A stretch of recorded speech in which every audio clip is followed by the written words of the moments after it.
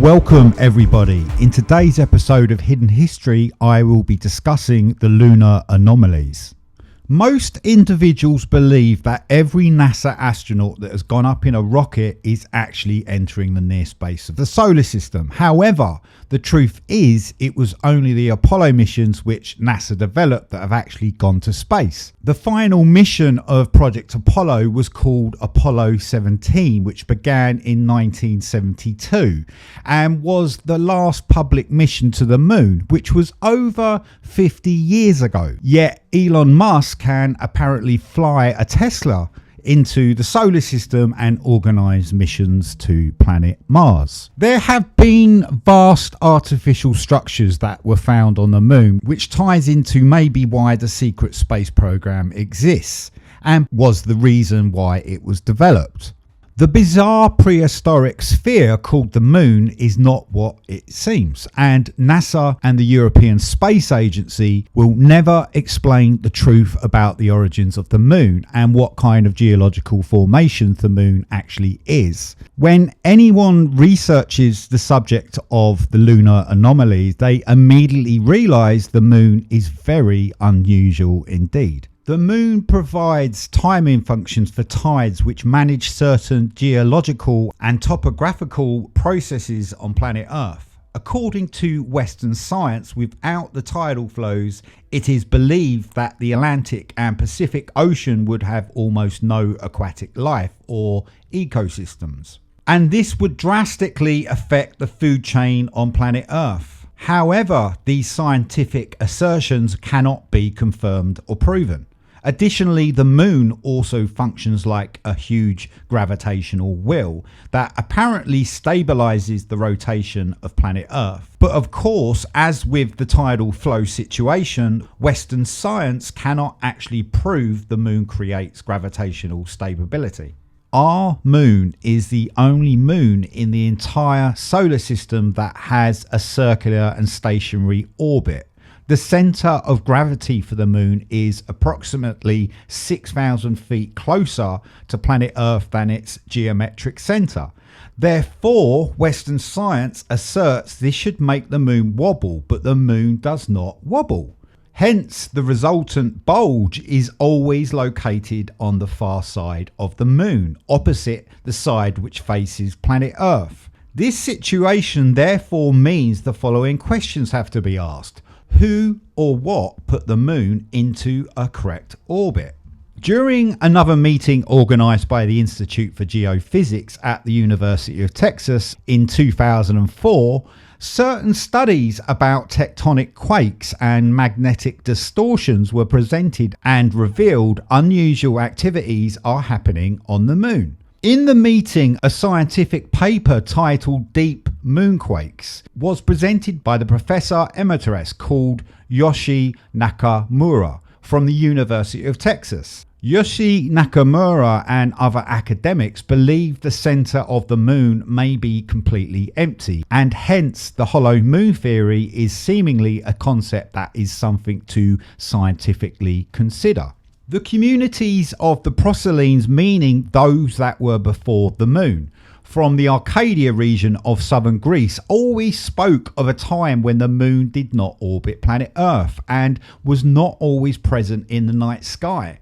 The Proselines of classical Greece state that the moon was not present in the night sky before the Great Flood. The famous Roman poet called Publius Ovidius Naso mentioned that the Arcadians are said to have possessed their land before the birth of Zeus, and the folk is older than the moon. Apparently, the Colombian Indians known as the Chipachas and the Muisca, who inhabit the Bogota highlands in the Andean mountains of southern Colombia, have always stated that communities existed before the moon orbited planet Earth, as their belief about the moon is summarized in their own words. The earliest times when the moon was not yet in the heavens. Even in the book of Job, in the Holy Bible, it is mentioned that the moon was not always present in the night sky, as it states the following in these excerpts.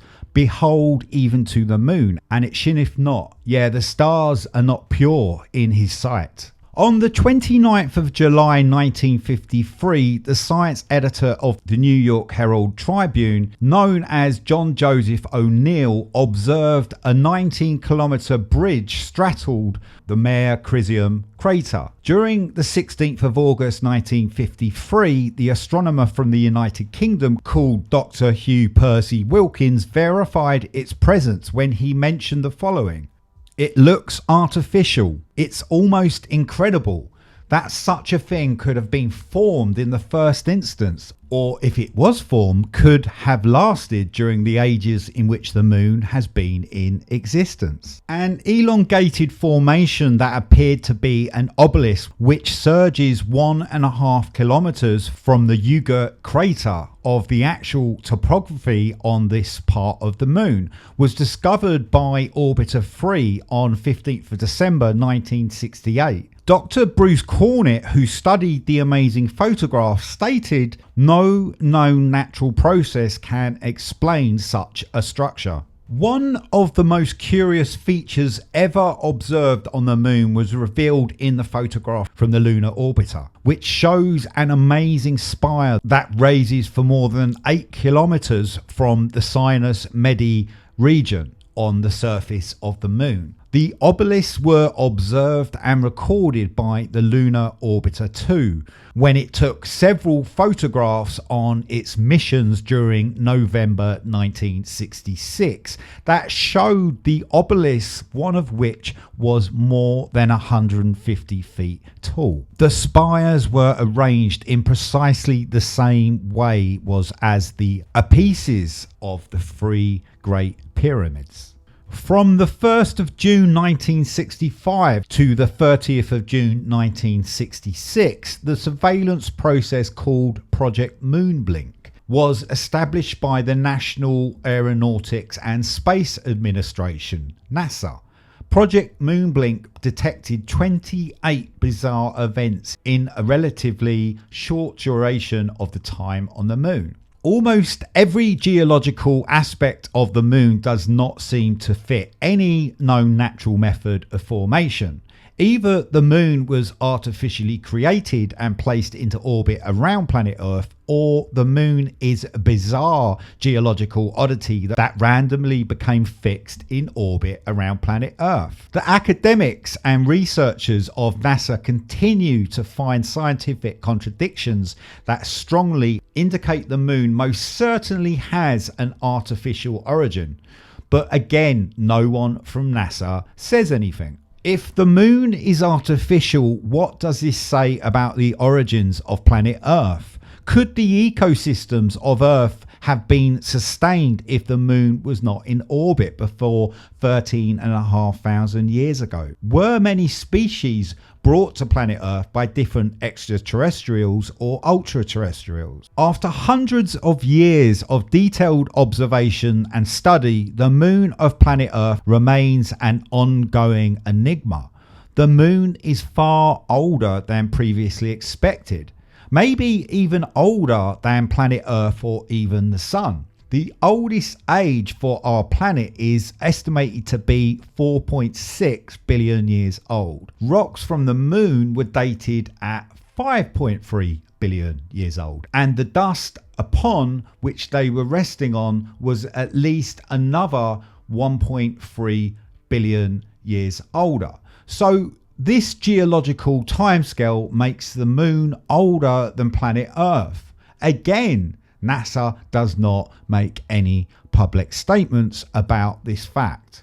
Hence, the notion which NASA have so intensely propagated that the moon is a segment of planet Earth is complete misinformation, and again creates an entirely false narrative which diverts human consciousness from the true origins of the moon. It appears that rocks on the moon are powerfully magnetized. This is very odd because there is no magnetic field on the moon. This could not have originated from a close call with Earth, but such an encounter would have disintegrated the geological structure of the moon. Some of the craters on the moon apparently originated internally, yet there is no indication that the moon was ever hot enough to produce volcanic eruptions. Literally hundreds of quakes are recorded every 12 months on the moon that cannot be attributed to meteor strikes.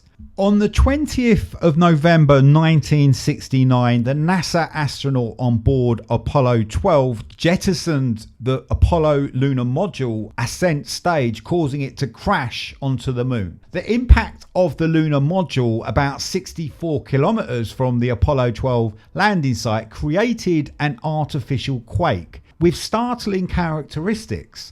The entire moon reverberated like a bell for more than 60 minutes. So for the moon to reverberate, it would have to be hollow inside. This process was repeated on the 14th of April 1970 with Apollo 13, intentionally commanding the third stage to impact the moon. Different seismic instruments recorded that the reverberations lasted for 3 hours and 20 minutes and travelled to a depth of 40 kilometres, leading to the conclusion that the moon has an unusually lighter weight, or perhaps the moon has no core. How does any individual explain the seeming coincidence that the moon is just the right distance coupled just with the right diameter to perfectly cover the sun during an eclipse? There is no point in asking NASA about this, as they are there to suppress the truth about the solar system. The renowned science fiction writer Isaac Asimov made a very astute comment about this. There is no astronomical reason why the moon and the sun should fit so well. It is the sheerest coincidences, and only the Earth among all the planets is blessed in this fashion. In his 1982 book called Moonquakes: Suppressed Findings of the US Space Program, the NASA Military Cover-Up, the author William Larry Bryan II clearly mentions the following in regards to the origins of the moon. Therefore, it seems possible that the moon may have appeared in orbit around the Earth after the destruction of Maldek. Where the main asteroid belt is today was once the planet Maldek. Did the moon orbit the planet Maldek thousands of years ago? How did the moon get positioned into orbit around planet Earth?